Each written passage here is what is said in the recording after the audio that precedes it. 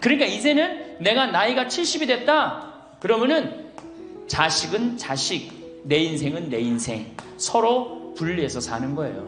내가 늙어서 자식한테 기대서 자식한테 피해 안 주는 게 결국은 누구 도와주는 거야? 자식 도와주는 거예요. 혹시 여기 할머니, 할아버지들 중에, 할머니들 중에 내가 그런 의식이 있다. 내가 늙어서 자식한테 호강을 받아야 되겠다. 이런 의식이 있으면 빨리 버리세요. 이제 나 혼자 내 인생 살아가야 된다. 그게 가장 중요한 생각이에요. 그래야지 나중에 자식도 부모한테 계속 사랑을 할 수가 있어요.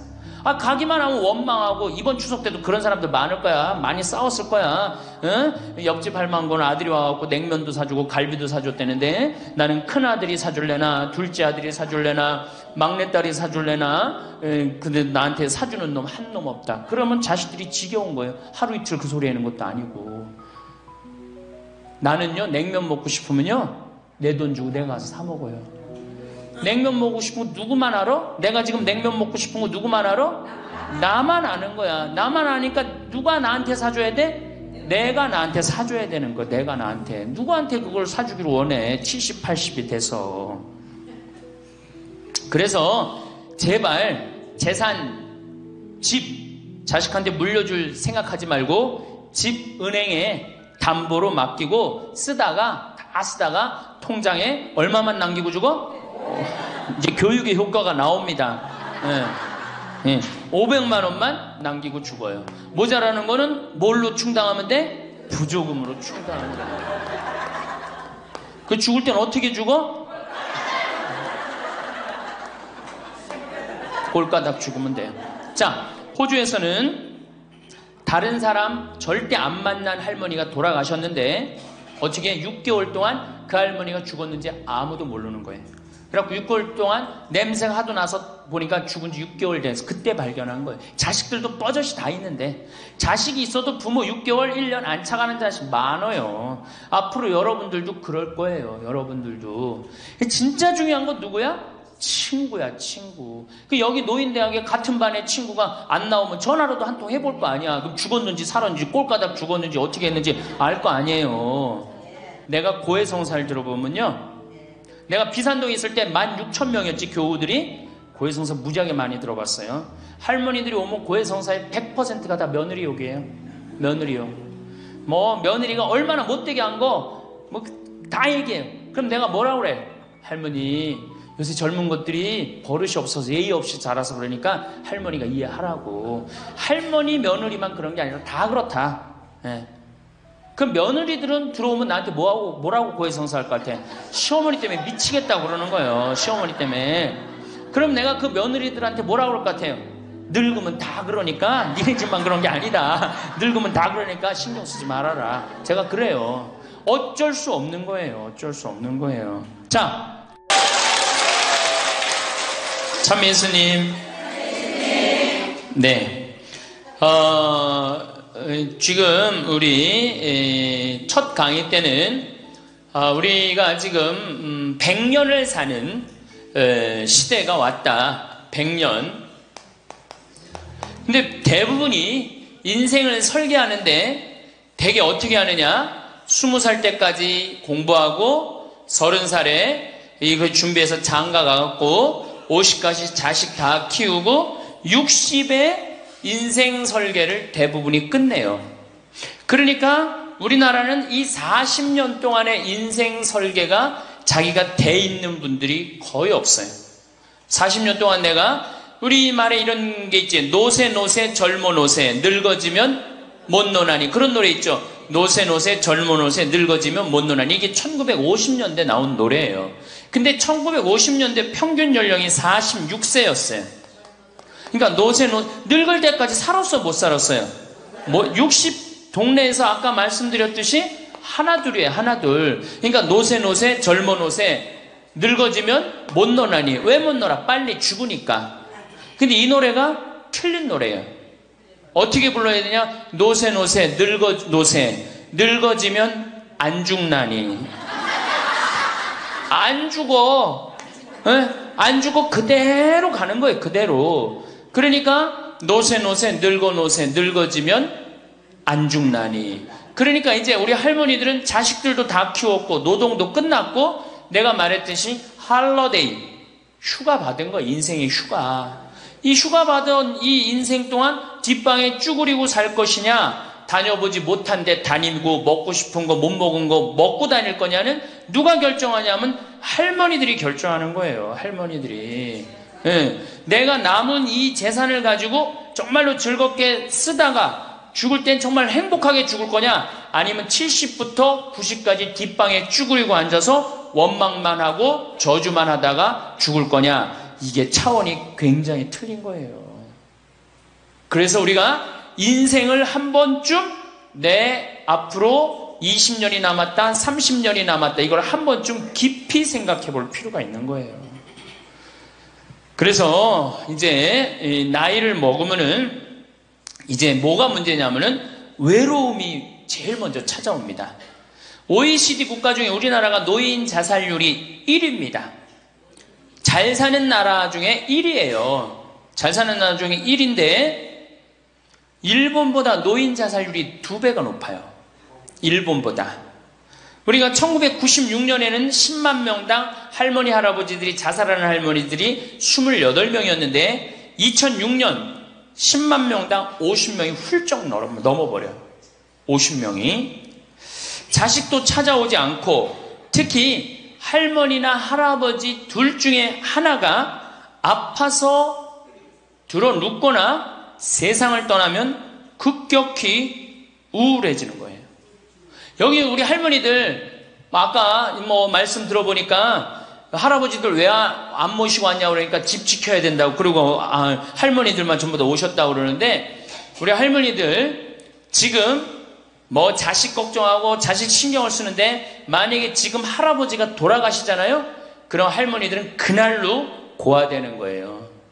할아버지가 돌아가시는 날로 고아되는 거예요. 왜? 늙은 나랑 누가 밥, 아침, 점심, 저녁 같이 먹어줄 건데, 누가 나랑 같이 텔레비 봐줄 건데, 아무도 없어요. 오로지 남편이 있으니까 어떻게? 같이 텔레비전도 보고 밥도 먹고. 혼자 먹는 거랑 같이 먹는 거랑 굉장한 차이가 나요. 혼자 먹는 거랑 같이 먹는 거랑. 그러니까 내가 내 남편이 죽었다, 그날로 고아되는 거예요. 그날로. 올 들어 일본에서 노인이 집에서 병간호하다가 배우자를 살해한 사건이 30건이 발생을 합니다. 그러니까 남편 주로 여자는 자기 남편이 쓰러져도 끝까지 그걸 보살피면서 살아요. 여자는. 근데 남자는요, 보살피다가 지치면요 죽여버려요. 그냥 너무너무 힘들으니까. 그러니까 제일 좋은 건 뭐야? 제일 좋은 거는 남편이 먼저 죽고 그 다음날 여자가 따라주는 게 제일 좋은 거예요. 네. 할아버지가 먼저 죽고 그 다음날 할머니가 따라주는 게 제일 좋은 거예요. 그러니까 할머니들이 쓰러지면 안 돼요. 할아버지들이 쓰러지면 이게 돌보는데 할머니들이 쓰러지면 안 돼요. 그래서 범행 후 대부분 뭐라 그래? 병간호가 너무 힘들었다, 지쳤다, 그렇게 얘기를 합니다. 올해 5월 26일에 부인을 살해한 할아버지가, 89살 할아버지가 85살짜리 할머니를 죽였어요. 이 할아버지가 대기업 출신으로서 정년퇴직하고 연금생활까지 버젓이 하는 할아버지. 근데 지난 작년 9월부터 부인이 파킨스병에 걸린 거예요. 부인이 우울증까지 이제 겹쳐갖고 한층 어려운 상황이 됐어요. 근데 할아버지가 정말로 성실하게 보살폈어요. 근데 3월 달에 할아버지가 이게 넘어져갖고 여기 대퇴부, 여기가 그냥 엉치뼈가 부러져 버린 거예요.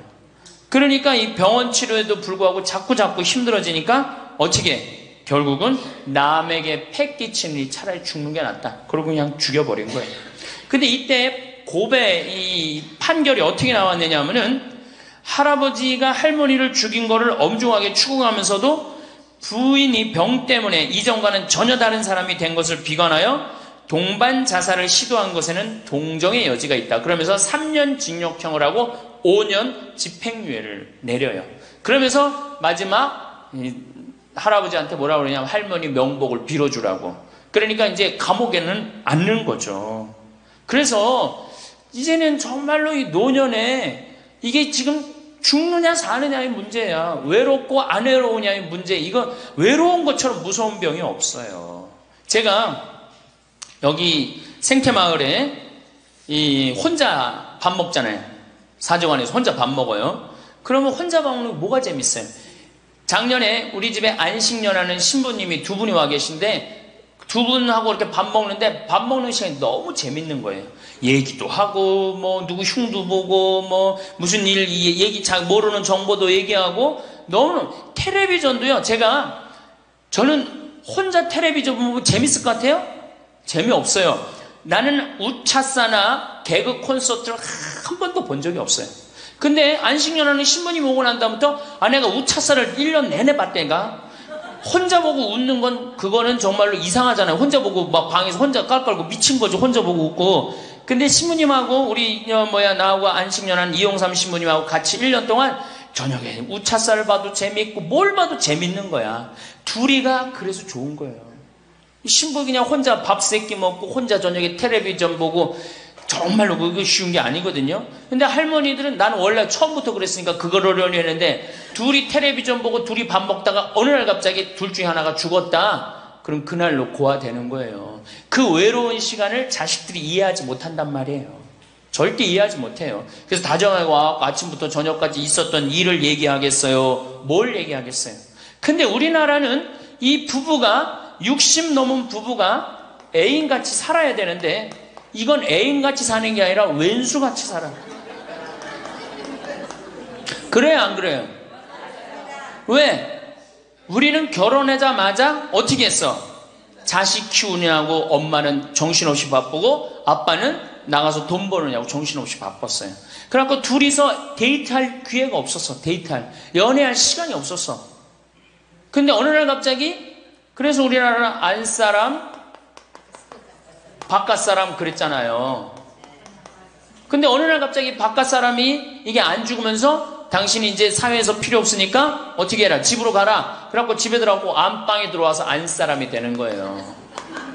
평생 사랑한다는 말 한 번 안 하고 다정하게 뽀뽀 한 번 안 했는데 이게 둘이서 같이 사니 이게 집안이 평화로워요? 안 평화롭지?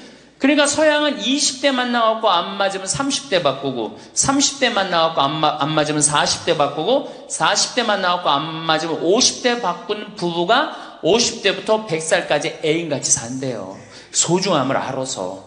근데 우리는 20대부터 50대까지 한 번도 안 바꾸는 거야. 한 번도 안 바꾸고 어느 날 갑자기 바깥에서 전심 저녁 먹고 들어오던 사람을 이게 밥 새끼를 다 차려줘야 되니 이게 쉬워요? 쉽지 않지? 그러니까 왼수라고 그러는 거지. 왼수. 애인이 아니고.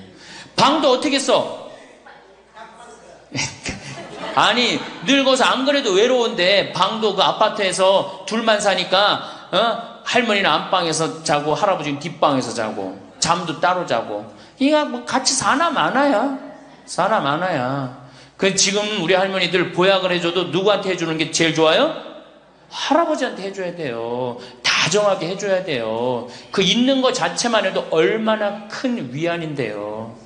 제가 87년도에 이 노원에 있는 그러니까 옛날에 이 상계동, 하계동 이렇던데요. 거기 맹인 재활원이 있었어요.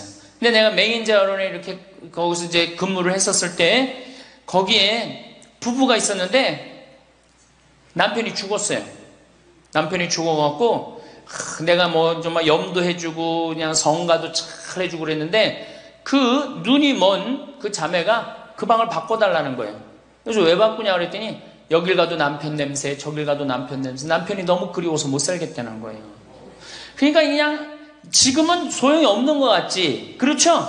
빨리 죽었으면 좋겠고 귀찮지. 밥 새끼 해주는 거. 그런데 그 묵뚝뚝한 할아버지가 없으면요 정말로 외로워지는 거예요. 그러니까 할아버지들한테 좀 잘하세요. 자식한테 신경 쓸 거 할아버지한테 한 번만 더 신경 쓰세요. 진짜 지금 중요한 동반자는 누구야? 할아버지들이야. 구박 좀 하지 말고. 노년처럼 축복받은 삶이 어딨어요. 저는요 여러분들처럼 80까지 사는 게 원이에요. 사는 게 얼마나 좋은데요. 사는 게. 제가 신학생 때 몸이 안 좋았어요. 건강이 안 좋았어요. 우리 뭐 15년 전에 우리 할머니들 나 봤을 때 내가 47kg였어. 47kg. 근데 지금 57kg야. 그러니까 신학생 때 내 이 허리띠가 여기에 정상적으로 있었던 적이 없어요. 여기 앉아있으면 여기 어디가 있고 딴 날은 여기가 있고 허리띠가 제자리를 잡은 적이 한 번도 없어요. 그러니까 내 동창 신부들이 이제 내일 모레 오는 호계동에 우리 최영남 신부하고 작년에 나하고 같이 살던 이용삼 신부가 신학생 때 그랬어요. 너 신부 돼갖고 40살까지 살면 이별여행 가준다 그랬어요. 40살까지만 살아라 이거지. 그때까지 못 살 줄 알았거든. 내일 모레 죽을 것 같이 보였거든요. 그래서 40살까지 살면은 큰 컨테이너 트럭 하나 거기다가 먹을 거 침대 다 해갖고 세계 구경시켜주겠다 그랬어요. 근데 내가 신부가 되고부터 건강해지기 시작하는 거예요. 그러더니 그 비산동에서도 좀 건강해졌는데 이제는 여기 이제 평창에 와서 흙집에서 사니까 완전 건강해진 거예요. 그래서 내 목표가 40에서 바뀌었어요.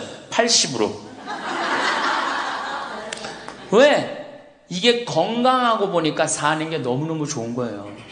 밥도 맛있고 정말 매일매일 이렇게 행복할 수가 없어. 이게 오래 사는 건 큰 축복이에요. 할머니 할아버지들 지금 6.25 전쟁 통해 안 죽었지, 교통사고로 안 죽었지, 암으로 안 죽었지, 지금까지 사는 건 하느님의 은총 축복 아니면 지금까지 못 살아요. 이 좋은 축복의 시간을 어떻게 살아야 돼? 행복하게 살아야 될 거 아니야. 그러니까 이 행복한 방법을 잘 알아야 돼요. 근데 노년에는 스스로 잃어버리는 게 너무 많다고 생각을 해요. 나이를 먹을수록 우리는 더 많은 슬픔을 견뎌야 하고 더 많은 것을 잃는다. 상실은 그야말로 노년의 가장 두드러진 단면이다. 친구들, 친척들, 배우자, 심지어 자녀들이 먼저 갈지도 모른다. 어제 100살 먹은 할머니 얘기를 들어보니까 자식들이 다 먼저 갔다는 거예요. 그러니까 먼저 가는 경우도 있어요. 지금 안 죽으니까. 그럴 때는 그 상실감이 훨씬 더 크다는 거예요. 그러니까 외로움이 점점 나이를 먹으면 먹을수록 증가하는 거죠. 외로움, 고독. 제일 무서운 거예요. 나이 먹어서. 상실은 단순히 죽음만을 뜻하지 않는다. 삶의 모든 측면이 상실의 영향을 받는 듯하다. 상실은 사회적, 경제적인 것에 국한되지 않는다. 그러니까 자꾸 내가 잃어가는 거, 육체적인 상실도 있다. 눈이 침침해지고 독서나 운전이 어려워져서 많은 즐거움을 주었던 활동이 곤란해진다. 노년은 외모에도 영향을 준다. 젊었을 땐 피부도 뽀얗고 정말 얼마나 예뻤어요. 여기 보니까 젊었을 때 한 미모 했을 할머니들이 내가 보니까 굉장히 많어. 기가 막혔을 텐데 외모에는 상실을 경험한 사람들은 그들의 경험을 다른 사람들과 나눌 수 있어야 한다. 다른 모든 형태의 활동과 마찬가지로 이것도 기도하는 마음으로 겸손하게 해야 한다. 그래서 이 외로움, 상실, 이때 가장 중요한 게 누구냐면 친구라는 거예요. 이 친구랑 함께 나누는 것처럼 중요한 게 없다는 거예요. 그런데 나이를 먹으면은 자식하고 같이 살다 보면 자식 이사 갈 때 이사 가요 안 가요? 따라가요 안 가요? 자식 이사 갈 때 따라가고 친구 한둘 죽기 시작하고 그러면서 자꾸 친구가 멀어지는 거예요. 이거 굉장히 안 좋은 거예요. 그래서 저도 우리 어머니 아버지 지금 수원 정자동에 사는데 아무데도 이사 가는 걸 제가 권하지 않아요. 거기서 30년 동안 살았는데 거기 친구들이 얼마나 많아요. 친구들하고 같이 살다가 친구들하고 어울려서 얘기도 하고 칼국수도 먹고 술도 한잔하고 그러시다가 그 동네에서 돌아가시라는 거예요. 미국 하버드 대학에서 이런 프로그램이 나왔어요. 그래서 살던 데서 죽도록. 우리가 늙으면 양로원 가면 되지 뭐 이러는 생각 많이 하시죠? 그런데 미국에서는 양로원 가는 게 10%도 안 돼요. 다 자기 살던 집에서 죽어요. 그게 가장 노년에 좋다는 거예요. 그러니까 할머니들도 어디 이사 갈 생각하지 말고 어떻게 살던 데서 살다가 죽는 게 제일 좋은 거예요. 누구랑? 친구랑. 아니 손자가 같이 놀아줘, 아들이 같이 놀아줘. 손자는 학원 다니기 바쁘고 학교 다니기 바쁘고 근데 언제 같이 놀아줘? 그놈의 손자한테 용돈 줄 돈 있으면 그 돈 가지고 친구하고 냉면 사 먹는 게 훨씬 나은 거예요. 정신 똑바로 차려. 지금 막걸리 먹고 해롱해롱 할 때가 아니에요 지금.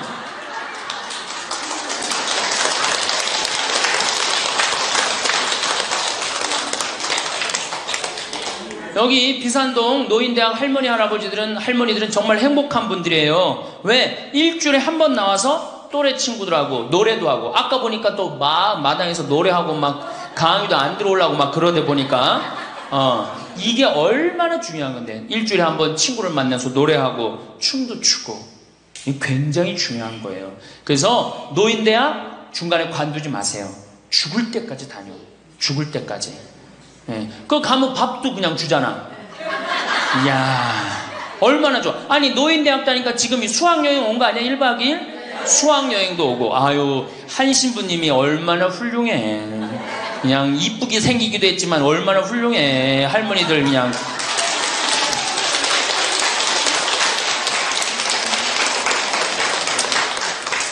그래서 나는 우리나라 교육제도에 불만이 굉장히 많아요.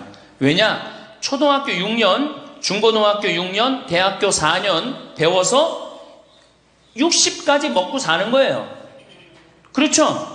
초등학교 6년, 중고등학교 6년, 대학교 4년 배워서 60까지 울고 먹는 거예요. 그럼 25에서 60까지, 그럼 보통 한 30살 되면은 한 30년 울고 먹고 사는 거예요.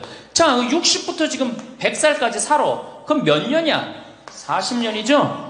이 40년 울고 먹으려면 어떻게 해야 돼? 다시 학교 다녀야 돼요. 배워야 된다는 얘기예요. 그래서 여러분들 지금 대학 다니는 거 아니야?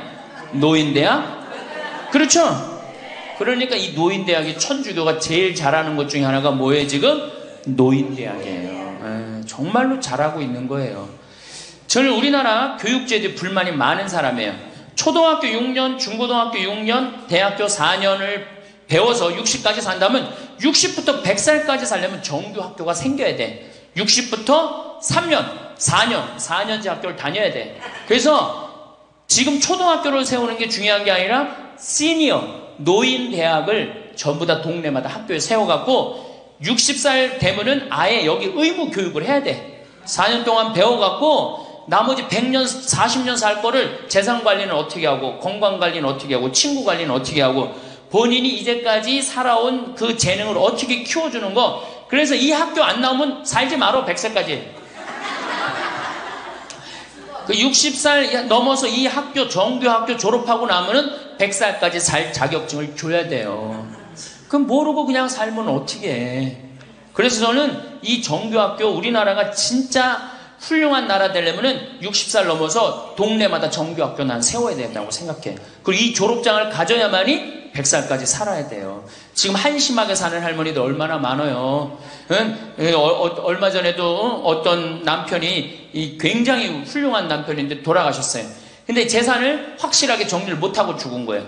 그 할머니 혼자 남았는데 자식이 서로 재산 분가한다고 싸워갖고 재판에 걸어갖고 할머니가 여기 가서 재판정에 쓰고 저기 가서 재판정에 쓰고. 이게 학교를 졸업하지 못해서 그래. 이 정규 학교를. 우리나라가 이 정규 학교가 없어서 그래요. 그러니까 우리 할머니들은 이 학교를 다녀야 되는데 우리나라 지금 교육제도가 지금 안 하고 있잖아. 그러니까 안 하니까 성당의 정규 학교라도 다 노인대학 다니라 이거예요. 절대 관두지 마세요.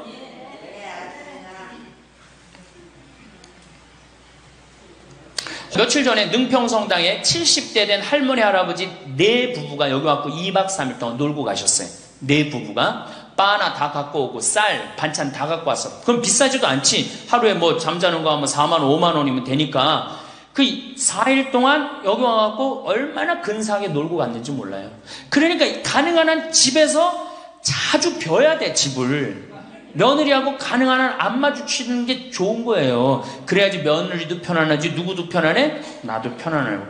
뒷방에서 쭈그리고 앉아있으면 알아주는 사람 아무도 없다 이거예요. 아무도 없어요. 그래서 뒷방에서 쭈그리고 앉아갖고 방 출입하지 않으면은요, 그렇게 뒷방에 깜깜하게 있으나 관 속에 깜깜하게 있으나 똑같은 거예요. 살아도 살아있는 게 아니란 말이에요. 그 살아있으려면 멋있게 살아있어야 될 거 아니야. 그러니까 놀러도 좀 가고. 이제 노년에 첫 번째 외롭다 말씀드렸어요. 외롭다. 예. 두 번째로는 노년에 이 자식들하고 문제예요. 자식들하고 갈등이 생기기 시작해요. 내가 이렇게 많이 쏟아 넣었는데 너는 나한테 해주는 게 뭐가 있느냐. 이렇게 계속 섭섭해요. 근데 사실 자식들도 살기 힘들어요. 생각해봐. 자식들 아파트 청약 보야지. 애들 학원 보내야지. 전기세 내야지. 전화비 내야지. 먹어야지. 그렇죠? 그 자가용 타고 다니면 요즘 기름값 올라가면 기름값 내야지. 아프면 또 저기 뭐 병원 가야지. 대충 따져보니까 한 달에 최소한 라면만 먹어도요 150만 원에서 180만 원이 들어가요. 그럼 나 먹고 살기도 힘든데 죽지도 않는 어머니 아버지 오랫동안 계속 잘 모실 수 있어요? 잘 모실 수가 없어요. 그걸 바라는 것도 사실은 미안한 거예요. 미국은 집으로 깔고 있는 게 30%, 금융자산이 70%예요. 할머니, 할아버지들이. 집으로 깔고 있는 게 30%, 금융자산이 70%예요. 그래갖고 70%를 쓰다가 죽어요, 미국은. 우리나라는 집으로 깔고 있는 게 90%, 금융자산이 10%야. 그러니까 뭐 하고 싶어도 돈 있어요, 없어요? 돈이 없는 거야. 오로지 뭐만 하나 쥐고 앉아있는 거야? 집만 하나 쥐고 앉아있는 거야. 그 쥐고 앉아서 죽을 때 누구한테 물려주려고? 자식한테 물려주려고. 그런데 문제는 뭐냐? 자식이 그 집을 물려받을 때 몇 살이에요? 70이에요. 내가 90에서 지금 대개 100살에 죽는단 말이야. 그럼 자식이 몇 살에 그 집 물려받아? 70에 물려받아. 70에 물려받은 의미가 있어요, 없어요? 의미가 없어요. 차라리 이 집 정리해갖고 나도 맛있는 거 먹고 구경하고 싶은 거 구경하고 돌아다니고 싶은 거 돌아다니다가 자식한테 자식도 같이 쓰다가 죽는 게 낫지. 집 남겨놓으면 반은 국가가 갖고 가고 반은 네가 더 갔느냐 내가 더 갔느냐 싸운단 말이에요. 반은. 우리 어머니 아버지를 제가 작년에 성지순례를 모시고 왔어요. 근데 어머니 아버지한테 그랬어. 어머니 예수님 태어난 데는 봐야 될 거 아니냐. 아버지 이 교황님 사는 베드로 성전은 봐야 될 거 아니야. 그렇게 신앙생활을 했으면은. 근데 아버님이 77, 어머니가 75이었을 때 내가 모시고 갔어요. 그랬더니 아버지, 어머니가 그러는 거야. 아유, 길에서 죽기 싫다는 거야. 비행기 14시간 타기 싫다는 거예요. 우리 외삼촌이 미국에 가서 돌아가셨거든요. 여행 갔다가. 그래서 내가 그랬어요. 걱정하지 말라고. 그리고 자식들이 이미 돈을 다 모아놨기 때문에 어머니, 아버지 이거 취소하면 안 된다고. 그래, 3달 전에 가서 말씀을 드리기 2달 전에 집에 가보니까 어머니 아버지가 손잡고 산에 올라갔다 내려갔다 하더라고. 길에서 안 죽으려고. 한 달 전에 가보니까 여행 옷 다 입고 뭐 운동화도 다 했어요. 제가 여행을 모시고 갔는데 비행기에선 잘 자고 중간에 뭐 2번에 밥 나오네 2번 다 먹고 또 잘 주무시고 성지에 딱 그 순례를 하는데 제일 먼저 일어나고 제일 앞장서서 걸어가고 제일 잘 먹는 거. 잠도 잘 자고. 누가 77이라고 그래요. 그래갖고 토요일날 밤 10시에 집에 들어왔어요. 한국에 들어와갖고 나하고 한 15분이 우리 어머니 아버지하고 성주순례를 갔는데 다음날 10시에 내가 전화를 했어요. 10시에 전화를 했는데 성주순례 갔다 온 분들 다 괜찮은가 확인했는데 다 비몽사몽 전화를 받는 거예요. 40대 50대 된 분들이 갔었는데 근데 집에 전화했는데 어머니 아버지가 전화를 안 받는 거예요. 걱정이 되고 계속 전화를 했는데 2시에 이제 통화가 됐어요. 아유, 왜 전화 안 받느냐고. 아버지는 약수터에 물 들어가고요. 어머니는 머리하러 가신 거야. 그렇게 13일 동안을 여행을 갔다 오고 다음 날도 안 죽어요. 지금 77, 75 말도 아니에요.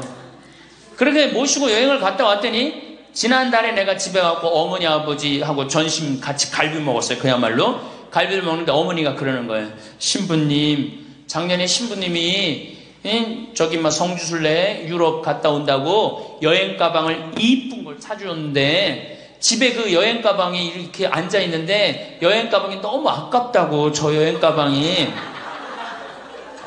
또 가자 이거지. 또 가자 이거지. 그래서 제가 그랬어요. 알았다고. 올해는 경제가 어려우니까 내년에 내가 모시고 가겠다고. 내년 모시고 갈 계획이에요. 왜? 이제는 인생이 휴가란 말이야.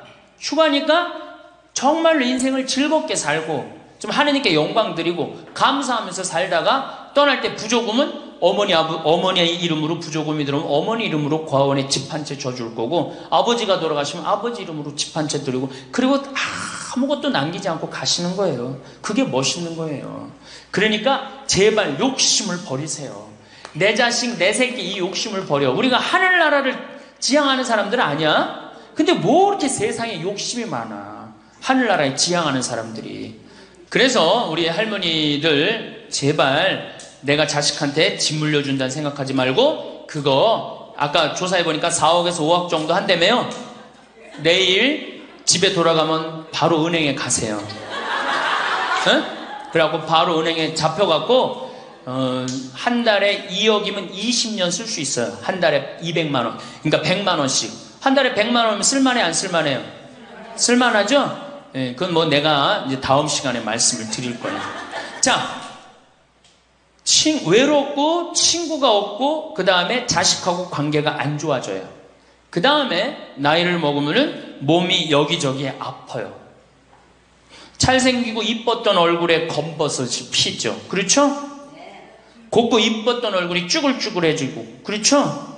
예. 당뇨병이 생겨서 기력도 빠지고, 관절염이 생겨서 무릎도 아프고, 골다공증이 생겨서 넘어지기만 해도 뼈가 부러지고, 심장병도 생기고, 또 치매까지 걸리면 자식인지 누군지 구분도 못하고, 예? 여기가 하늘인지 땅인지 예? 그것도 구분 못하고, 고혈압으로 쓰러져갖고 다리 한쪽 질질 끌고 다니고, 이런 그런 거를 주위에서 자꾸 보면 자꾸 자신감이 있어요 없어요? 없죠? 그런데 이런 사람들은 극히 드물다는 거예요. 그리고 여기 있는 할머니들은 지금 안양에서부터 여기까지 관광버스 타고 2시간 반 동안 왔죠? 그러니까 여기 있는 할머니들은 적어도 100살까지 전혀 문제없이 살 할머니들이에요. 100살까지. 왜? 지금 근력이면 100살까지 관리만 잘하면 100살까지 산단 말이에요. 관리만. 그리고 살다가 죽을 때는 어떻게 죽을 수 있는 가능성이 많은 할머니들이야? 꼴까닥 죽을 수 있는 가능성이 많은 할머니들이에요.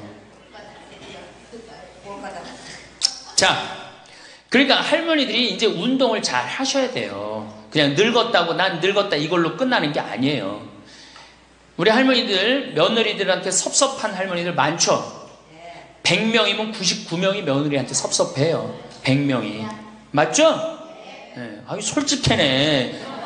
비산동 할머니들이. 왜 내가 100명이면 99명이 며느리한테 섭섭하냐면, 내가 고해성사를 들어보면요, 내가 비산동에 있을 때 16,000명이었지 교우들이. 고해성사 무지하게 많이 들어봤어요. 할머니들이 오면 고해성사의 100%가 다 며느리 욕이에요. 며느리 욕.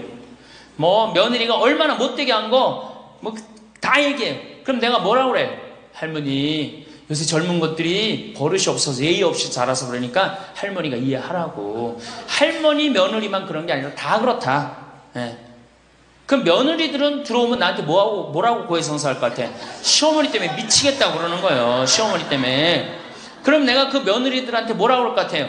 늙으면 다 그러니까, 니네 집만 그런 게 아니다. 늙으면 다 그러니까 신경 쓰지 말아라. 제가 그래요. 어쩔 수 없는 거예요. 어쩔 수 없는 거예요. 자, 그런데 할머니들하고 며느리들하고 입장을 조금 생각을 해봐. 자, 우리 할머니들 자식들 키웠을 때, 막 키웠을 때 태어났어. 막 손가락에 꼬무락거리고 막 저기 막 옹알이하고 이뻐요 안 이뻐요?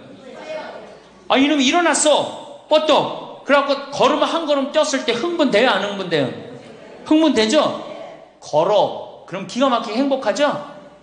그 행복은 아마 생각해봐. 기가 막히게 행복했을까? 거기다 엄마라고 그래봐. 어때요? 아, 막 죽지. 엄마라고 그러면은. 막 죽어. 엄마라고 그러면은. 거기다가 이제 애가 가방 들고 막 학교 갔다가 뛰어왔다 하고, 아, 이놈이 키가 중학교, 고등학교 됐는데 나보다 더 커져. 뿌듯해요, 안 뿌듯해요? 이게 키우는 맛이요. 보통 큰 맛이 아니에요. 그런데 반대로 입장을 바꿔놓고 이제 생각을 해보면, 우리 어머니가 70이 됐어. 문을 열고 나오면은 아이고 그런단 말이야. 부모는 자식을 키우는 재미에 정말로 푹 빠져있지만 자식은 부모가 죽어가는 걸 본단 말이야. 얘야 눈이 좀 안 보인다. 보니까 백내장이 걸렸어. 눈이 또 났더니 얘야 무릎이 아프다. 그러니까 무릎에 여기 그냥 저기 물렁뼈가 다 없어졌고 그 뼈 수술해줬어. 그러니까 문 열고 나오면 아이고 좋아질 가능성이 있어요? 점점 나빠져요?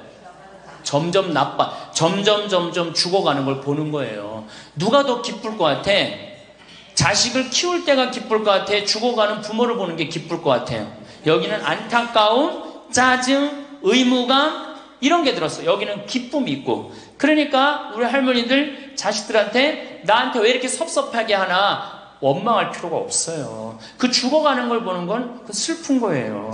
그건 외로운 거예요. 이게 정말 좋은 건 뭐야? 그 모습을 자식한테 안 보이는 거예요. 따로 떨어져서 사는 게 제일 좋은 거예요. 따로 떨어져서 사는 게. 그러니까 제발 같이 살 생각 좀 하지 마세요. 자식한테 뭐 의지하고 기대하고 산다. 지금부터 피눈물 나는 이야기를 하겠습니다. 제가 평택에서 알고 있던 할머니 한 분이 옛날에 과학 선생님을 했어요. 이 할머니가 나이가 82살인데 글쎄 75살 되던 해에 아들이 꼬신 거예요. 어머니가 살던 아파트 팔고 내가 사는 아파트 팔아서 50평짜리 아파트를 사자. 그래서 75살 먹은 할머니가 그런 생각을 했대. 내가 살면은 얼마나 사나? 살면 얼마나 사나? 여기 혹시 나는 살면 얼마나 사나 그런 생각 하시는 분들 손 들어보세요. 절대 그런 생각 하지 마세요. 안 죽어.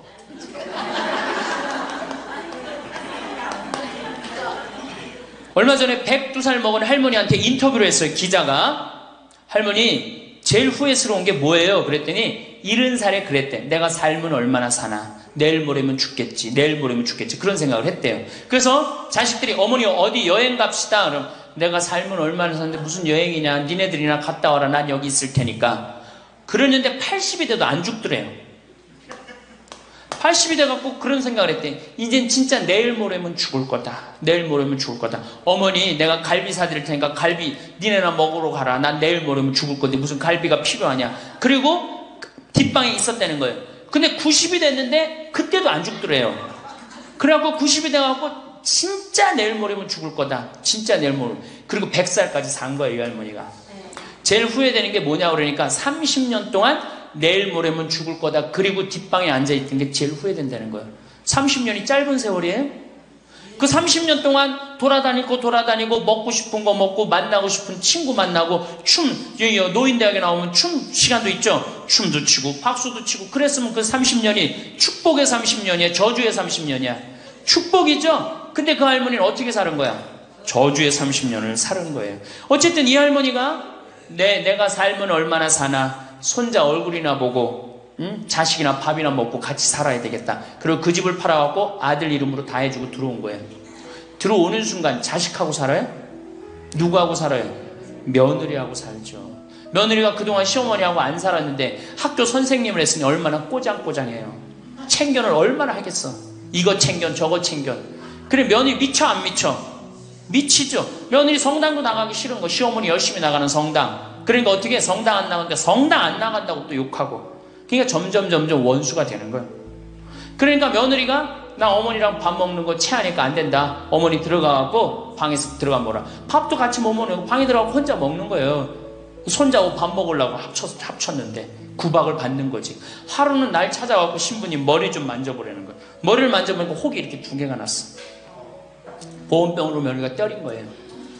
아니 60 먹은 며느리가 80 먹은 며느리랑 싸우면은 누가 이겨요? 60 먹은 며느리가 이기게 돼 있어요. 30대 며느리는 울면서 참지만 60대 된 며느리는 안 참아요. 같이 싸우지. 그래갖고 혹이 이렇게 2개가 나서 왔어요. 할머니 왜 그러고 사냐. 나하고 저 소송 걸자. 그럼 지금 아파트가 8억이니까 할머니 25평 그쪽 25평이니까 4억이니까 할머니 4억 찾아갖고 우리 집에 오면은 내가 죽을 때까지 평창에서 모시고 살겠다. 4억이면. 그래 82이니까 100살까지면 4억이면 살거든요. 그래 살자. 그래갖고 나하고 고소장을 다 썼어요. 학교 선생님이랑 얼마나 잘 썼는지 몰라. 그래갖고 재판 날짜를 이제 잡아갖고 변호사 다 해갖고 보냈어. 재판이 지나고 났는데 1주일이 돼도 안 나타나고 2주일이 돼도 안 나타나는 거야. 한 달 만에 성당에 나타났어. 제가 할머니 어떻게 된 거냐 그랬더니 재판하는 날 아들이 무릎 꿇고 어머니 재판 취하해 좀 내가 잘 모시겠다고. 그래서 취하를 했다는 거예요. 그게 취하를 한 거. 그래 할머니 그럼 나한테 뭐야 나를 나쁜 놈으로 만들었느냐. 자식 욕하고 며느리 욕하게 만들었느냐. 신부님 자식 이기는 부모 어디 있느냐고. 자식이 잘하겠다는데 어떻게 내가 그거를 우기느냐고.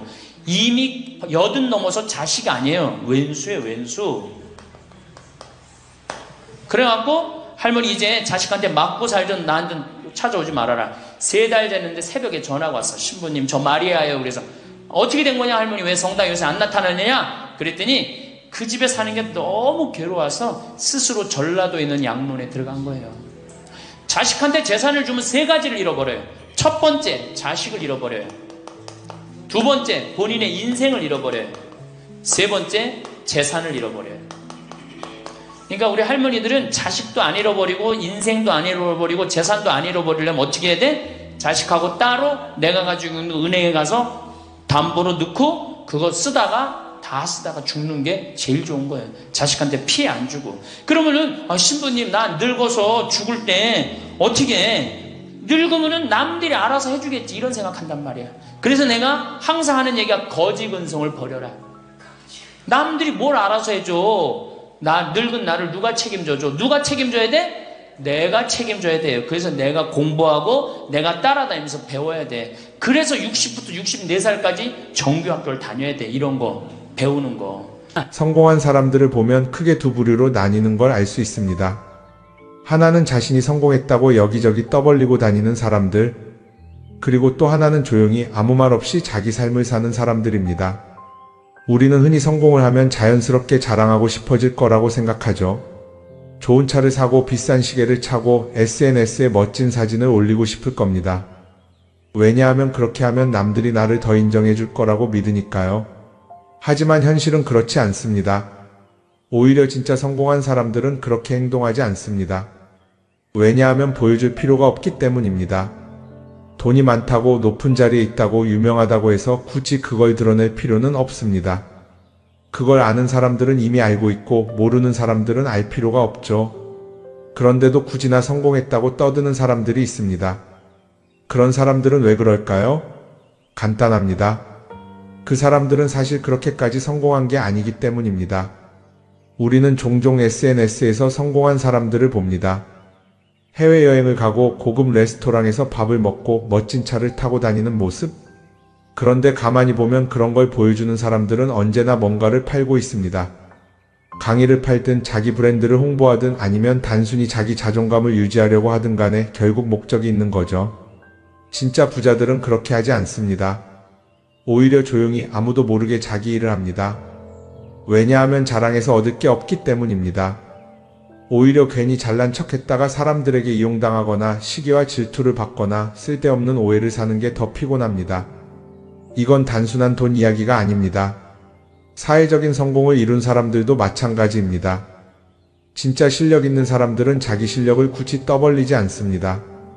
왜냐하면 그럴 필요가 없으니까요. 자기 분야에서 최고라면 사람들이 먼저 알아서 찾아옵니다. 반대로 실력이 부족한 사람일수록 자기를 포장하려고 애씁니다. 우리가 흔히 듣는 말이 있죠. 빈수레가 요란하다. 이 말이 괜히 있는 게 아닙니다. 정말 내실이 있는 사람들은 굳이 시끄럽게 굴지 않습니다. 반대로 겉만 번지르르한 사람들은 자기가 얼마나 대단한지 떠들고 다닙니다. 이걸 좀 더 현실적인 예로 들어볼까요? 동창회에 나가면 꼭 이런 사람이 있습니다. 옛날에는 별거 아니었는데 갑자기 잘 됐다고 나타나서 자기가 얼마나 성공했는지 자랑하는 사람. 처음에는 다들 와 대단하다 하고 들어주지만 시간이 지나면 어떨까요? 대부분 속으로 이렇게 생각할 겁니다. 저 사람 뭐 저렇게까지 티를 내? 결국 그런 사람은 점점 멀어지게 됩니다. 반면에 정말 성공한 사람들은 조용합니다. 굳이 자기가 어떻게 살고 있는지 설명하지 않죠. 그런 사람들은 오히려 주변에서 먼저 알아보고 자연스럽게 존경을 받습니다. 그게 진짜 성공입니다. 그럼 우리는 어떻게 해야 할까요? 내가 뭔가를 이루었을 때 굳이 남들에게 알릴 필요가 있을까요? 물론 가까운 사람들에게 좋은 소식을 전하는 건 좋습니다. 하지만 굳이 모든 사람들에게 나 이렇게 잘 살고 있어요 하고 알릴 필요는 없습니다. 그런 행동은 결국 나에게 득이 되지 않습니다. 성공이라는 건 원래 조용한 겁니다. 내가 잘 되고 있으면 주변 사람들이 자연스럽게 알게 됩니다. 굳이 내가 말하지 않아도 내 행동과 태도에서 묻어나오게 되어 있습니다. 그러니 굳이 보여주려고 애쓰지 마세요. 오히려 그게 더 진짜 성공한 사람의 태도입니다.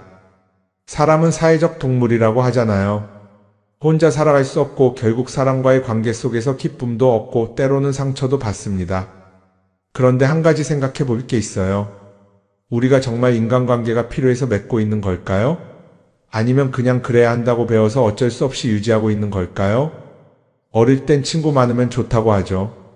사회생활에서도 인맥이 중요하다는 말을 많이 합니다. 그런데 정작 주변을 보면요, 인간관계가 넓은 사람일수록 스트레스를 더 많이 받아요. 전화벨이 울릴 때마다 이번엔 또 무슨 부탁일까 싶고 단체 채팅방에서 메시지가 올 때마다 이걸 또 어떻게 대답해야 하나 고민하죠. 관계가 많아질수록 책임과 피로도 함께 늘어나는 겁니다. 어떤 사람들은 인간관계를 줄이면 외롭지 않겠냐고 해요. 그런데 가만히 생각해보면 진짜 외로움을 느끼는 순간이 언제인지 아세요? 오히려 불필요한 인간관계 속에 있을 때입니다. 같이 밥을 먹고 얘기를 나누는데도 뭔가 허전하고 대화가 컥 돌고 속마음을 나누지도 못할 때, 그럴 때 우리가 더 외롭다고 느끼죠. 그렇다고 당장 인간관계를 다 끊어버릴 순 없겠죠. 하지만 적어도 내가 정말 소중하게 여겨야 할 관계와 그냥 관성적으로 유지하는 관계는 구분할 필요가 있습니다. 예를 들어 매번 나한테 부탁만 하고 정작 내가 어려울 땐 연락 한 번 없는 사람, 내가 실수하면 뒷담화를 하면서 내 앞에서는 웃는 사람, 이런 관계를 굳이 계속 이어갈 이유가 있을까요? 가끔은 이런 경험도 있을 거예요. 우연히 어떤 사람과 친해졌는데 만난 지 얼마 되지도 않았는데 너무 많은 걸 털어놓는 사람들 있죠. 자기 속사정부터 가족 문제, 직장 고민까지 쏟아내는 사람들. 이런 경우 두 가지의 가능성이 큽니다. 하나는 그냥 감정적으로 의존할 사람이 필요해서일 수도 있고 또 하나는 내가 믿을 만한 사람인지 떠보는 걸 수도 있어요. 어떤 경우든 이런 관계는 오래가기 어렵습니다. 사실 친밀함이라는 건 시간이 필요한 법이에요. 적당한 거리를 두고 천천히 서로를 알아가야 하는데 초반부터 급격하게 가까워진 관계는 쉽게 무너지는 경우가 많습니다. 처음엔 친하다고 생각했는데 어느 순간 사소한 일로 틀어지고 결국 남보다 못한 사이가 되는 거죠. 그러면 인간관계를 어떻게 해야 할까요? 답은 간단합니다. 억지로 맺지 말고 굳이 유지하려고도 하지 않는 거예요. 내가 편한 관계라면 자연스럽게 이어질 것이고 그렇지 않다면 서서히 멀어질 겁니다. 그리고 그걸 억지로 붙잡지 않아도 괜찮습니다. 관계를 유지하는데 에너지를 쓰기보다는 정말 소중한 관계에 집중하는 게 더 낫지 않을까요? 어떤 사람은 내가 인간관계를 줄이면 나중에 나 혼자 남는 거 아니냐 걱정하기도 해요. 그런데 생각해보면요, 진짜 나를 위하는 사람은 많지 않아요. 인간관계를 줄인다고 해서 완전히 혼자가 되는 게 아닙니다. 오히려 불필요한 관계를 정리하고 나면 남아있는 관계들이 더 단단해지고 가치 있게 느껴질 겁니다. 예전엔 인맥이 자산이라는 말을 많이 했어요. 그런데 요즘은 꼭 그렇지도 않죠. 오히려 불필요한 인간관계가 많으면 그게 짐이 될 수도 있어요. 적당한 거리, 적당한 선. 이걸 잘 지키는 게 결국엔 가장 편한 인간관계를 유지하는 방법 아닐까요? 한번 곰곰이 생각해 보세요. 지금 내 주변에 있는 사람들 중에서 내가 정말 편하게 만날 수 있는 사람이 몇 명이나 되는지, 내가 억지로 맞춰주고 있는 관계는 없는지. 관계를 줄이면요, 외로워지는 게 아니라 오히려 더 자유로워집니다. 그리고 자유로워진 만큼 내 인생에서 정말 중요한 것에 집중할 수 있게 됩니다. 인간관계 너무 많은 걸 신경 쓰다 보면 정작 중요한 걸 놓칠 수 있어요. 그러니까 이제는 한 번쯤 정리해보는 것도 나쁘지 않을 겁니다. 사람들이 돈을 많이 벌고 싶어 하는 이유가 뭘까요? 단순히 돈이 많으면 좋으니까? 물론 그것도 있겠지만 사실 돈을 원하는 진짜 이유는 더 나은 삶을 살기 위해서겠죠. 그런데 문제는 돈을 많이 번다고 해서 반드시 삶이 나아지는 건 아니라는 겁니다. 오히려 더 많이 벌수록 더 많이 쓰게 되는 경우가 많아요. 가끔 이런 생각해 본 적 없으세요? 예전에는 돈이 지금보다 훨씬 적었는데 이상하게 그때가 더 여유로웠던 것 같다. 왜 그럴까요? 사실 우리가 원하는 건 돈 그 자체가 아니라 돈을 통해 얻을 수 있는 자유인데 돈을 벌면 벌수록 그 자유를 잃어버리는 경우가 많아요. 더 좋은 차, 더 좋은 집, 더 좋은 옷을 사면서 점점 더 많은 돈이 필요해지고 결국엔 돈을 벌기 위해 또다시 일해야 하는 악순환에 빠지게 되는 거죠. 한번 생각해 봅시다. 우리가 정말 필요해서 뭔가를 사는 경우가 얼마나 될까요? 필요해서라기보다는 남들이 가지고 있으니까, 없어 보이기 싫으니까, 혹은 그냥 기분 전환을 위해서 소비하는 경우가 훨씬 많아요. 그리고 그런 소비를 할 때마다 스스로 이렇게 합리화를 하죠. 이 정도는 나를 위한 투자야. 그런데 가만히 보면 그 소비가 진짜 나를 위한 소비인지 아니면 그냥 사회가 만든 기준에 끌려가고 있는 건지 헷갈릴 때가 많습니다. 예를 들어 예전에는 스마트폰 하나면 충분했는데 이제는 스마트워치도 있어야 하고 무선 이어폰도 필요하고 태블릿도 있어야 할 것 같고 하나를 사면 또 다른 무언가가 필요해지는 시기예요. 사실 이건 우리가 그렇게 만들어진 겁니다. 광고도 그렇고 SNS도 그렇고 자꾸 우리에게 이렇게 말하죠. 이걸 사야 더 행복해질 수 있어요. 그런데 정작 그걸 사고 나면 어때요? 처음 며칠은 좋죠. 그런데 시간이 지나면 또 다른 걸 사고 싶어져요. 왜냐하면 물건이 우리를 오래 행복하게 만들어주지는 않거든요. 특히 요즘은 SNS가 이런 소비 심리를 더 부추기는 것 같아요. 예전에는 친구들끼리 만나서 나 새로 샀어 하고 자랑하는 게 전부였는데 이제는 SNS에 올리면서 전 세계 사람들에게 보여주잖아요. 그러다 보니까 남들도 다 뭔가를 사서 올리고 나도 따라해야 할 것 같은 기분이 드는 거예요. 그런데 중요한 건 그 사람들도 사실은 나와 똑같은 기분이라는 겁니다. 내가 남을 부러워하는 만큼 나도 누군가에게 부러움을 사려고 애쓰고 있는 거죠. 결국 끝없는 비교와 소비 속에서 진짜 중요한 걸 놓치게 되는 겁니다. 한번 이렇게 생각해보면 어떨까요? 만약 내가 지금부터 딱 1년 동안 불필요한 소비를 하지 않는다면 내 삶이 어떻게 변할까? 아마 처음에는 답답할 수도 있어요. 사고 싶었던 걸 참아야 하니까. 그런데 그걸 몇 번 참고 나면 어느 순간 깨닫게 될 겁니다. 내가 굳이 이걸 안 사도 괜찮네? 그렇게 불필요한 소비가 줄어들면 자연스럽게 돈이 쌓이겠죠. 그런데 돈이 쌓이는 것보다 더 중요한 게 있어요. 바로 마음의 여유가 생긴다는 겁니다. 돈을 쓰지 않는다고 해서 불행해지는 게 아니라 오히려 소비로부터 자유로워지면서 진짜 행복을 찾을 수 있어요. 물론 이걸 실천하는 게 쉽지는 않겠죠. 우리 주변에는 소비를 부추기는 것들이 너무 많으니까요. 하지만 적어도 이런 건 해볼 수 있습니다. 뭔가를 사고 싶을 때 한 번만 스스로에게 물어보는 거예요. 이게 정말 나한테 필요한 걸까? 아니면 그냥 순간적인 욕심일까? 만약 그 질문을 던졌을 때 5초 안에 당연히 필요하지 라는 답이 나오지 않는다면 사실 그건 없어도 되는 물건일 가능성이 큽니다. 정말 필요한 건 고민할 필요도 없이 바로 떠오르거든요. 그러니까 이제는 한 번쯤 생각해봐야 할 것 같아요. 나는 지금 내가 원하는 삶을 살고 있는 걸까? 아니면 남들이 만든 기준에 맞추기 위해 내 시간을 팔고 있는 걸까? 소비를 줄인다는 건 단순히 돈을 아끼는 게 아닙니다. 그건 결국 내 삶의 선택권을 되찾는 일이거든요. 돈을 많이 버는 것도 중요하지만 더 중요한 건 그 돈을 어떻게 쓰느냐입니다. 그리고 때로는 아무것도 사지 않는 게 최고의 선택일 수도 있어요. 우리는 요즘 SNS 없이 사는 게 거의 불가능한 시대에 살고 있죠. 아침에 눈 뜨자마자 휴대폰을 확인하고 출근길에도 SNS를 보고 잠들기 전까지도 계속 들여다봅니다. 그러면서 남들이 어떻게 사는지 보고 나도 모르게 비교하게 되고 때로는 초조해지기도 하죠. SNS에 올라오는 사진들 한번 보세요. 맛집에서 멋진 음식을 먹고 해외여행을 다니고 좋은 옷을 입고 성공한 삶을 사는 사람들. 그런데 가만히 보면 이 사람들이 정말 행복해서 저런 사진을 올리는 걸까요? 아니면 그냥 행복해 보이고 싶은 걸까요? 실제로 SNS에 가장 많이 올라오는 사진이 뭔지 아세요? 남들이 부러워할 만한 순간들입니다. 집에서 편하게 쉬고 있는 모습이나 출근길에 지친 얼굴, 어제 먹다 남은 배달 음식 사진 같은 건 잘 안 올리죠. 대신 멋진 레스토랑, 명품 가방, 고급 호텔 같은 것들이 올라옵니다. 왜 그럴까요? 결국 SNS는 보여주기 위한 공간이기 때문입니다. 여기서 중요한 게 있어요. 우리가 SNS에서 보는 건 그 사람의 삶 전체가 아니라 편집된 일부 장면이라는 겁니다. SNS는 마치 한 편의 다큐멘터리나 영화처럼 잘 꾸며진 장면들만 보여줍니다. 그런데도 우리는 그걸 보면서 아, 저 사람은 나보다 더 행복하구나 하고 착각하죠. 예를 들어 SNS에서 한 친구가 해외여행을 가서 아름다운 풍경을 찍어 올렸다고 해볼게요. 우리는 그걸 보면서 부럽다, 나도 저렇게 살고 싶다라고 생각하겠죠. 그런데 정작 그 친구는 사진을 찍고 나서도 일 때문에 스트레스를 받고 있을 수도 있고 여행 비용을 감당하느라 카드가 걱정을 하고 있을 수도 있습니다. 그 부분은 우리는 알 수가 없죠. 그런데 문제는 이렇게 남들과 비교하는 습관이 쌓이면 결국 내 삶이 초라하게 느껴진다는 겁니다.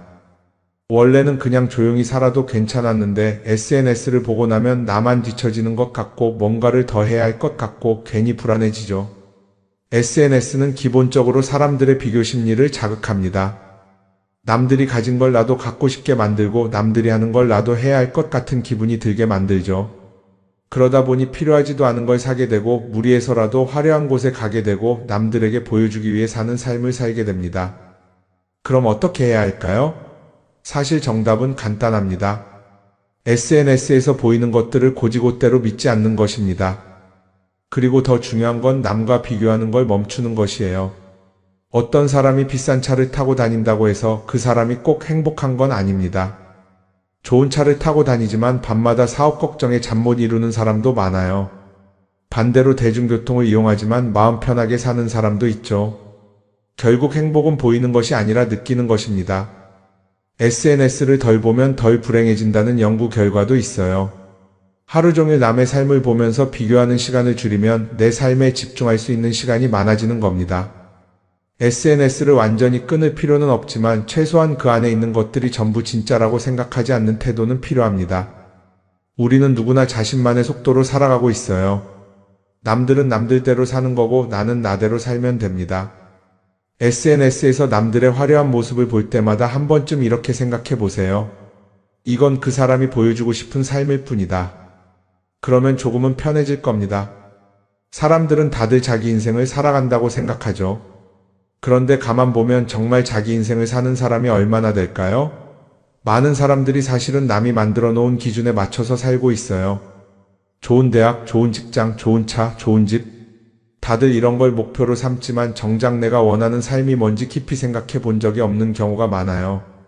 이건 어릴 때부터 교육받아온 방식과도 관련이 있어요. 우리는 어릴 때부터 이렇게 살아야 한다는 틀 안에서 자라죠. 공부 열심히 해서 좋은 성적을 받아야 하고 좋은 직장을 가져야 하고 결혼도 적당한 때에 해야 하고 마치 인생이 정해진 수순이라도 있는 것처럼요. 그러다 보니 나 스스로 정말 원하는 걸 고민하기보다는 그냥 남들이 정해놓은 목표를 따라가게 돼요. 그런데 이렇게 남의 기준에 맞춰서 살다 보면 어느 순간 공허함을 느끼게 됩니다. 이게 정말 내가 원했던 삶인가? 하는 의문이 들 때가 오죠.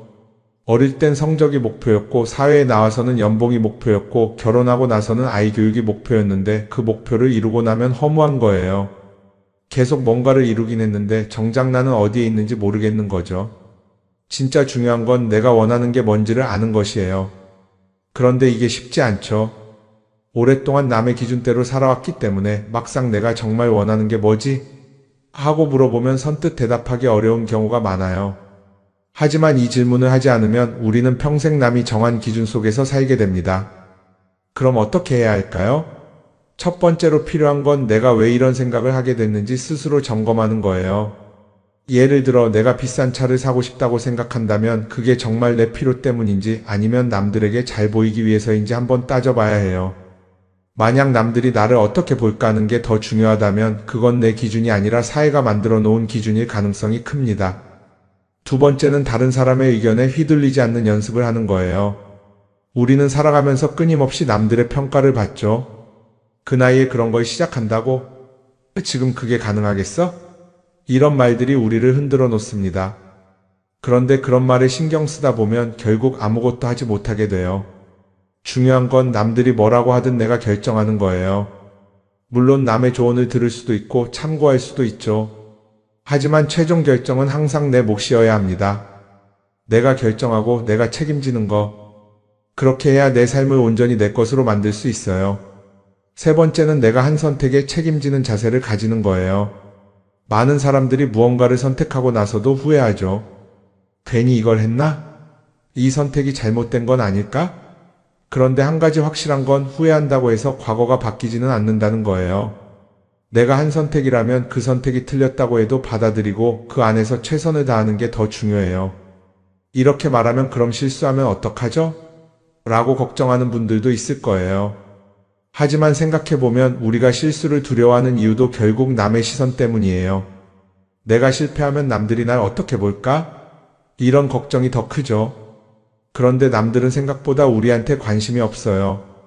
우리가 성공하든 실패하든 남들은 자기 삶을 사느라 바빠요. 그러니까 내 인생의 주인은 결국 나 자신이라는 걸 명확히 할 필요가 있어요. 내 선택을 하고 그 선택에 책임지면서 남이 아니라 나에게 맞는 길을 찾는 것. 그게 진짜로 내 삶을 살아가는 방법이 아닐까요? 어쩌면 우리는 너무 오랫동안 이렇게 살아야 한다는 틀 속에 갇혀 있었는지도 모릅니다. 하지만 이제는 한 번쯤 생각해 봐야 합니다. 나는 진짜 내 삶을 살고 있는가? 그리고 만약 아니라면 지금부터라도 조금씩 바꿔보면 어떨까요? 동글동글 콩으로 만든 청국장 동글동글 콩으로 만든 말년에 불행하지 않으려면 어떤 말을 조심해야 할까요? 그래서 오늘은 나이가 들수록 조심해야 하는 말에 대해서 말씀드리려고 합니다. 이런 말 버릇만 조심하신다면 말년에도 운이 살아나고 편안한 노년을 보내실 수 있으실 겁니다. 말년운을 달아나게 만드는 말 첫 번째는 나의 약점은 절대로 말하지 마세요. 우리는 인생을 살면서 수많은 사람들과 만나고 또 헤어지곤 합니다. 그중 일부와의 관계가 깊어지면서 나 자신의 약점이나 과거의 잘못된 일을 호기롭게 털어놓곤 합니다. 힘들 때 누군가에게 이야기해서 공감이나 위로받고 싶은 마음이 들지요. 말하고 나면 왠지 조금은 속이 후련해진 기분이 들기도 합니다. 하지만 그때뿐이란 것과 왠지 모를 공허함이나 찝찝한 기분을 느낀 적이 있으실 겁니다. 그렇기 때문에 힘든 이야기는 하지 않는 것이 좋습니다. 가까운 사람에게 힘든 이야기도 말하지 못하면 그게 깊이 있는 관계일까? 속 얘기 안 하는 게 친구인가라는 생각이 드실 수 있습니다. 분명한 것은 친구든 지인이든 그들은 결국엔 남이라는 것입니다. 대부분의 사람들은 힘든 이야기나 내 약점을 공유하면 더 깊은 인간관계로 지속된다고 착각을 하며 사는데요. 얼마간은 지속될 수도 있겠지만 관계라는 것은 영속적이지 않기 때문에 결국엔 지나고 보면 거의 대부분의 이런 대화는 자기 자신에게 화살로 돌아옵니다. 또 다른 힘든 상황이 생기게 되면 내 얘기를 들었던 사람은 그것을 근거로 생각하기 마련입니다. 어느 날 말한 나의 힘든 이야기는 듣는 사람에게 나에 대한 편견과 색안경을 씌워주는 것과 같지요.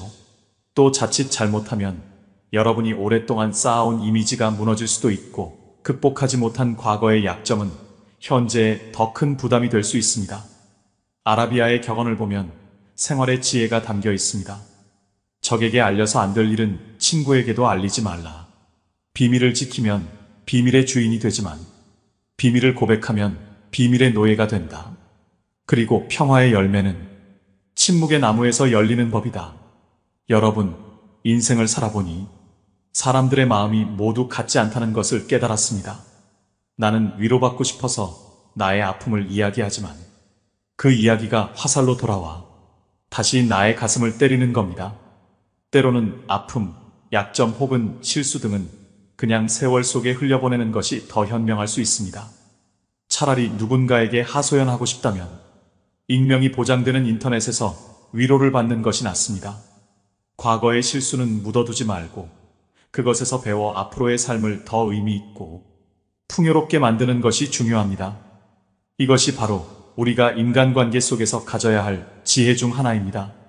말년운을 달아나게 만드는 말 두 번째는 내 과거를 남들에게 말하지 마세요. 말은 한 번 뱉으면 주워 담을 수 없습니다. 내가 한 번 내뱉은 말은 더 이상 비밀이 될 수 없습니다. 한 이불을 같이 쓰는 배우자에게도 과거의 비밀은 지켜야 합니다.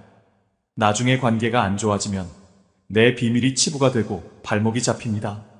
하물며 타인이야 말해 무엇하겠습니까? 아직도 과거의 상처가 힘들고 아픈가 그때 했던 선택이 후회십니까?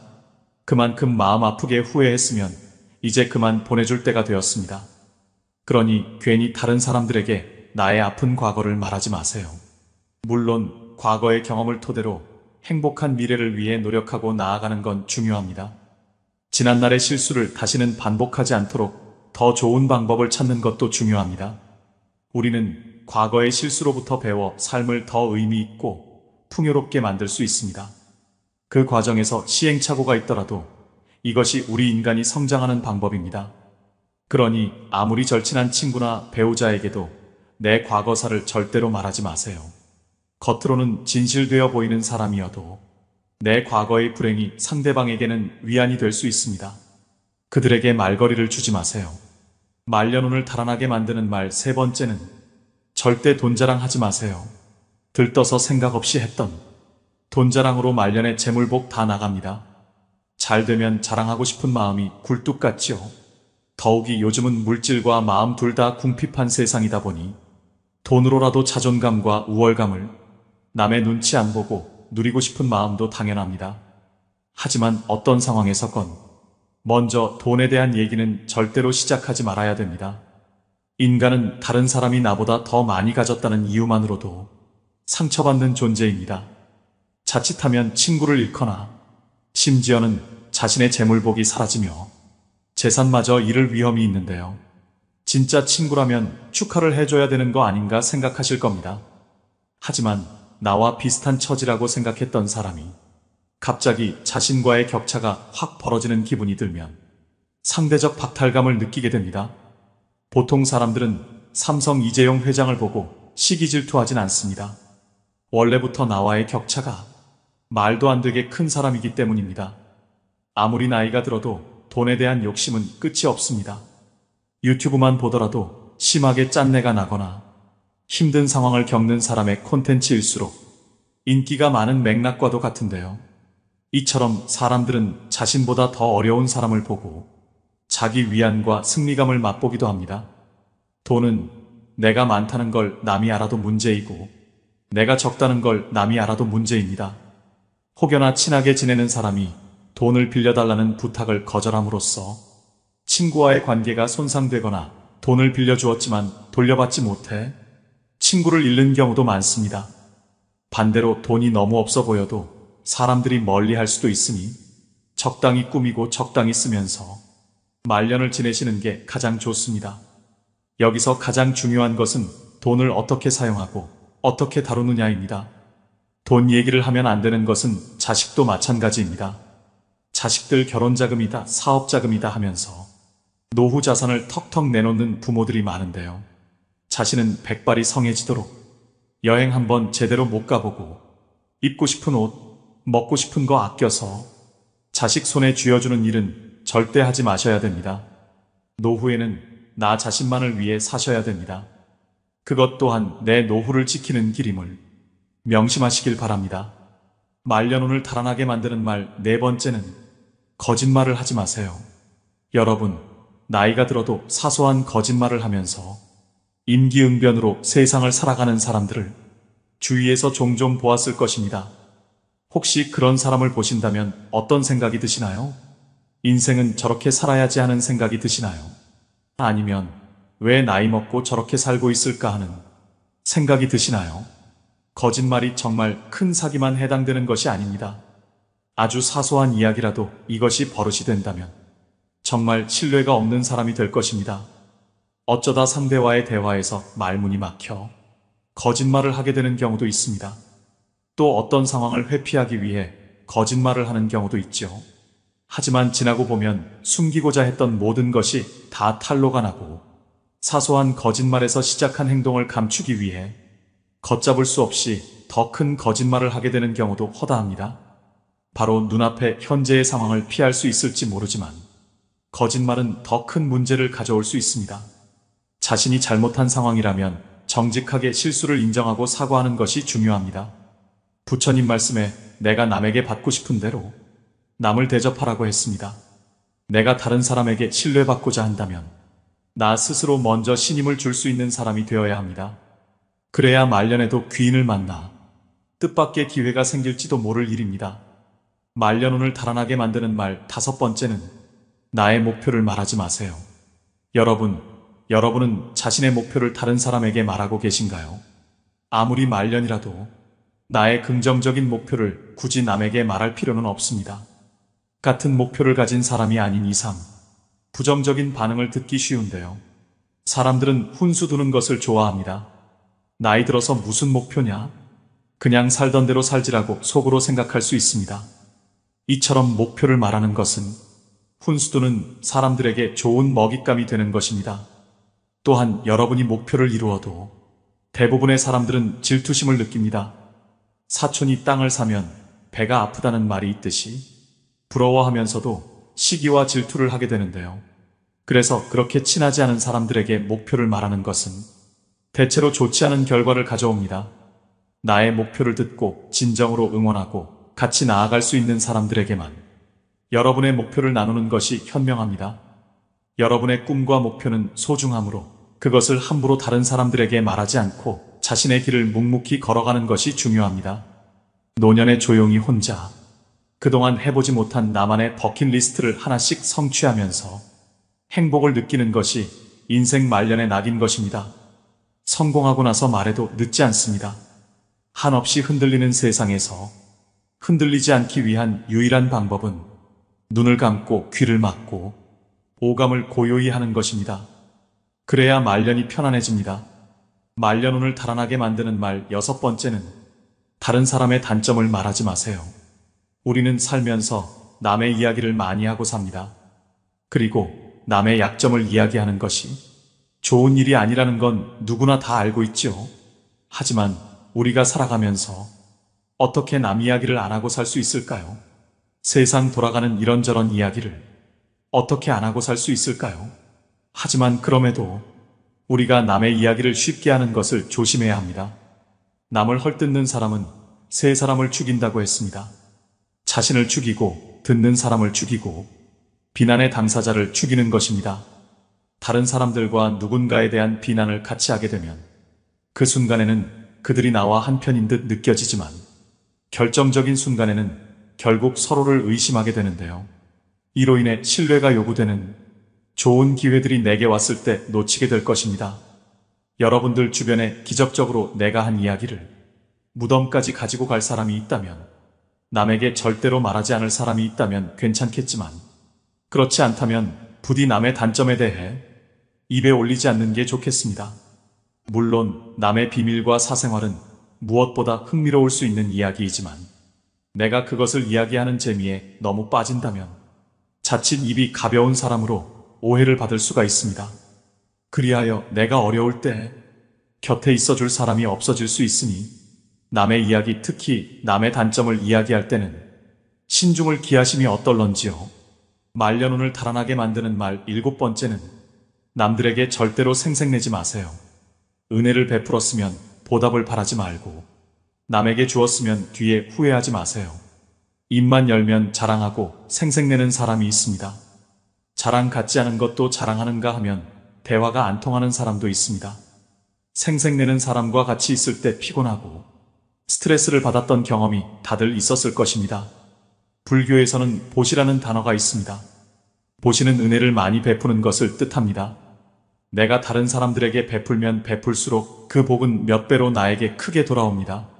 내가 설령 그 복을 받지 못해도 내 자손에게라도 복이 가게 됩니다.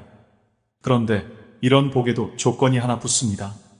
남에게 베풀었다면 생색내지 말고 베푼 일을 잊어버려야 한다는 것입니다. 친구와 같이 밥과 술을 먹었는데 친구가 밥값을 놓고 와서 내가 밥값을 내야 할 때도 있을 것입니다. 평소에 친구가 밥값을 놓고 온 적이 없었다면 생색내지 말고 하루는 그냥 내가 밥을 사주면 됩니다. 다른 사람에게 착한 일을 했더라도 자랑하지는 마세요. 선행을 했다면 내 마음 안에서만 느끼며 굳이 타인에게 밝히지 않아도 됩니다. 내가 진실한 마음으로 착한 일을 했다면 그것만으로도 차고 넘치고 충분합니다. 선행을 베푼 이후에는 남들에게 자랑하지 말고 내 행동의 의미를 느끼며 스스로에게 만족하세요.